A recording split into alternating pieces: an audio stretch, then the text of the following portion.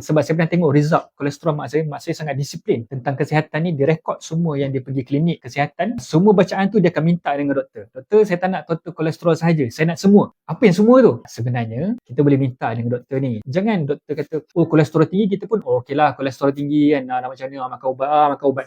Tak bolehlah macam tu. Kita kena jadi orang yang bertanggungjawab kepada diri kita sendiri. Minta kat doktor tu, doktor boleh tak saya nak tengok, saya tak nak total kolesterol saja, saya nak tengok HDL saya berapa, saya nak tengok LDL saya berapa, saya nak tengok triglyceride saya berapa. So daripada situ, anda dah tak payah dah tanya doktor tu macam mana nak turunkan triglyceride, macam mana nak turunkan HDL, dia tak payah tanya. So anda nak turunkan kolesterol, turunkan triglyceride. LDL sangat mustahil untuk anda turunkan. Dan yang ketiga adalah HDL. HDL kena tinggi, kena lebih daripada 1. Kalau boleh lebih daripada 1.5 lagi baguslah. Nak dapatkan HDL lebih 1.5, anda kena makan banyak minyak sihat. Nak turunkan triglyceride, bukan total kolesterol, anda kena kurangkan gula pasir, anda kena kurangkan tepung gandum, anda kena kurangkan apa sahaja makanan yang tinggi dengan fruktosa, terutamanya makanan proses. So harap anda dapatlah jawapan daripada situ ya. Kalau anda nak terima, anda tak nak terima tu terpulang, anda boleh simpan dulu. Tapi itulah realiti tentang kolesterol yang anda kena faham.